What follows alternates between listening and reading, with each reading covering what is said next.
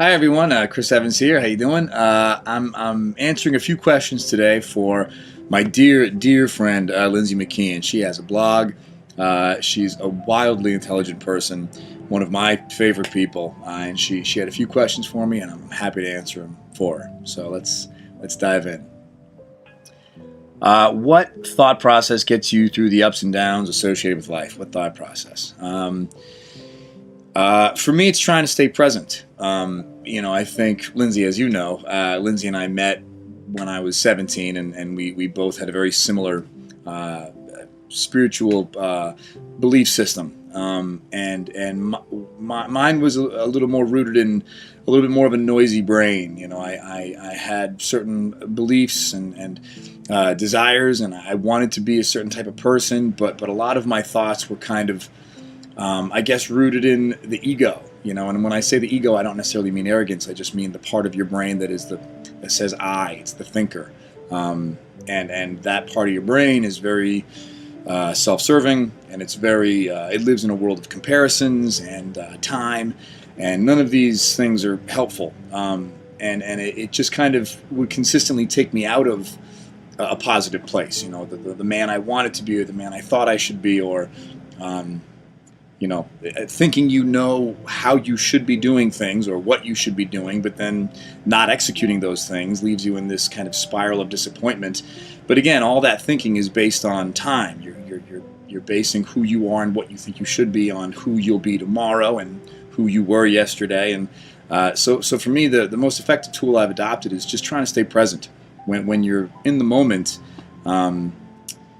it's not like you've satisfied the part of your brain that thinks in terms of time. It's that the part of your brain that thinks in terms of time just gets quiet, kind of doesn't exist anymore. So a lot of my old hurdles have kind of become far more manageable by just staying present. All you really have in life, I think, is just now, a series of nows. And I think when you can kind of surrender to that, you can't lose. So for me, getting through the struggles that are associated with day-to-day life, it's just be present. Don't think about tomorrow. Don't think about the next minute. Just where are you right now? Don't miss right now. Be here now.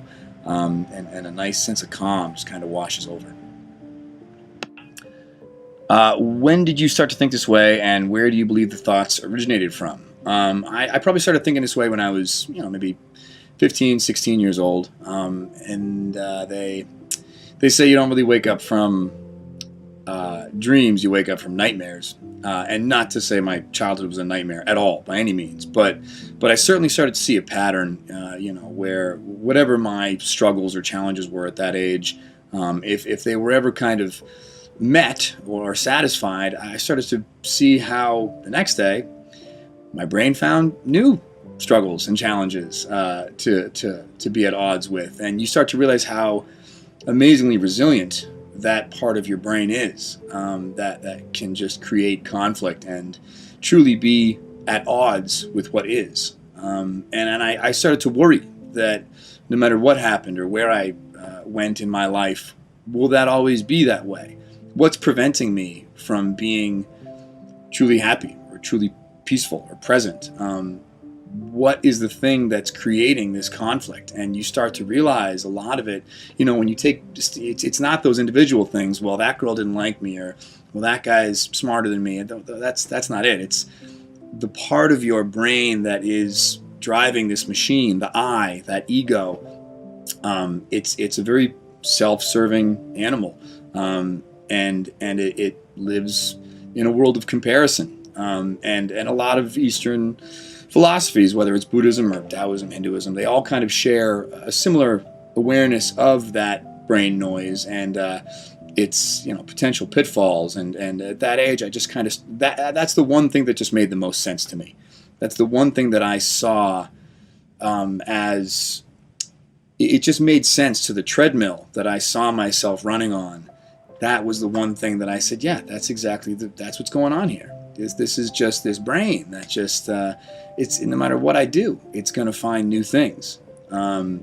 Scared me, and that worried me, and that's what kind of made me want to pursue a little bit more exploration into that way of thinking.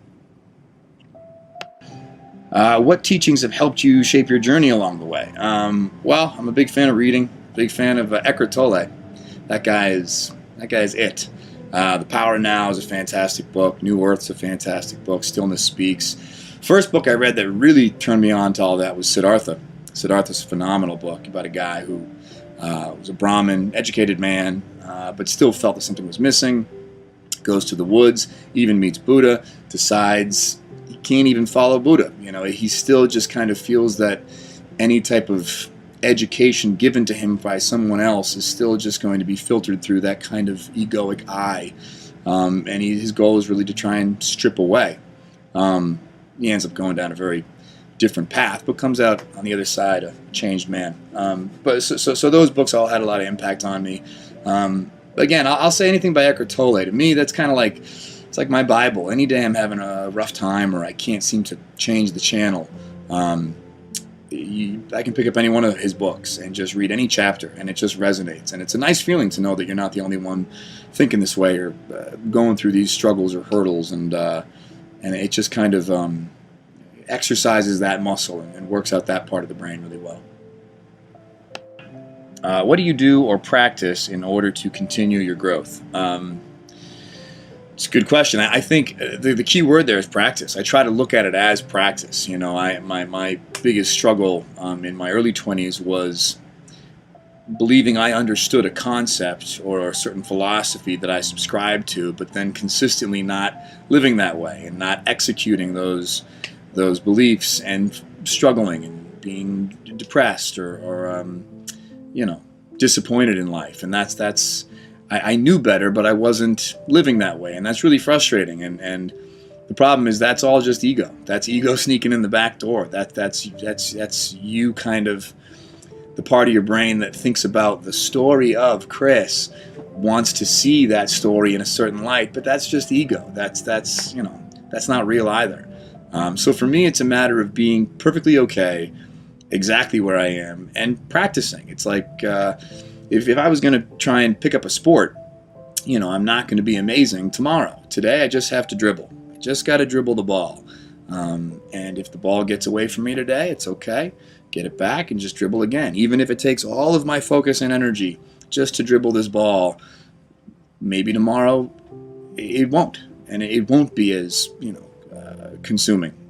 But it's okay to be where I am. I don't have to wake up tomorrow and be a pro. And I think that mentality has gone a long way for me in terms of just surrendering to the moment, and surrendering to where I am, and surrendering even to my failures. Your failures are okay too. I used to really be very hard on myself if I thought I wasn't accomplishing something or reaching a certain level. But be with your failures. They're just as educational and just as opening to the process as the successes. And eventually, I would hope, the notion of success and failure will begin to dilute as well. So yeah, just practice. What about the entire experience inspires you? So many things. It's tough to narrow down. I suppose the most impactful one is just being able to do something that I love. I love being creative. I love the business that I'm in. It's absolutely who I was as a child. You try and always think, well, what did you do on a Sunday morning when you were a kid? What were you doing when you weren't doing it for anything? When you were just waking up trying to have fun. What were you doing? That's what you should probably be doing with your life. And luckily, I was, putting on shows and doing theater and playing pretend. So I'm very lucky in the sense that my profession is also something that is deeply connected to the part of my life when my brain wasn't so noisy and I wasn't fueled by ego or an accomplishment or this kind of story that we're trying to tell ourselves. I was just doing it because it felt fun. So for me, it's inspiring, it's exciting, it's fulfilling to know that I get to go to work every day and get paid to do something that I consider to be extremely pure and real and beautiful. What terrifies you? This could be a long one. But that's tricky, because this is tough because I think, 10 years ago I would have said, I don't want to be scared by anything. You know what I mean? The whole notion of being scared obviously means that I'm not fully present, because if I were fully present, then I wouldn't be scared, and I would end up getting lost in this spiral of disappointment because I do have fears, and that obviously means I haven't achieved what I want to achieve because my brain still operates from an egoic manner, and the brain noise would get the best of me. So I think I'm a little more confident now saying that I'm scared of stuff, and that's okay. I'm scared that I won't get where I think I want to get. I'm scared that I won't know true happiness. I'm scared that I won't know, true beauty or love, or but I'm okay having those fears, but I also know at the same time that those aren't real fears. I really believe that's the ego talking, and that's okay, because my ego has been trained to speak for 34 years. I can't expect to all of a sudden delete it from the map today. All I got to do is, when those fears come up, recognize that those are ego-based fears. I'm totally okay with those things popping up on the radar, because they're gonna, and that's okay too. So I guess I have plenty of fears, but I don't think any of them are real. Is there anything in life you still believe you're striving to attain or wanting to become more aware of? Yes, there's a lot. There's a lot. I'm trying to, it's almost like the first couple times I tried meditating very hard because my brain is so noisy, and maybe you get a second, 2, 3 seconds tops of sustained, still breathing and presence, and then very quickly, your brain asks, well, am I doing this? Am I thinking? I'm thinking thoughts right now, and you kind of lose it, but that's okay, and you go right back to trying to focus again, and the more you do it, hopefully the shorter intervals of brain noise will happen, and the longer periods of time where you are truly present begin to bloom a little bit. So I think the thing that I'm looking for in life is just longer periods of blooming presence. Blooming presence. I like that. Just kind of, on a daily basis, my brain is still noisy. It's still, it still is fear-based and still egoically fueled, I suppose. But like I said, I'm working on trying to, shining a light on that ego when you see it arise, and then hopefully letting it melt away. And hopefully the older I get and the better I get practicing that technique, there'll be less and less and less brain noise, and more moments of presence, where ultimately maybe I won't have to focus on it so much to achieve it. Hopefully that will kind of become the neutral state. It's tough to process because, we're talking about, we're trying to understand things with our minds, but the place I'm trying to get to is something that the mind can't comprehend. It wants to. It really wants to, but it can't. It's different languages. So I guess this is a tricky question to answer, because what I'm saying I want is something I can't explain or process with the mind I'm using to give this interview.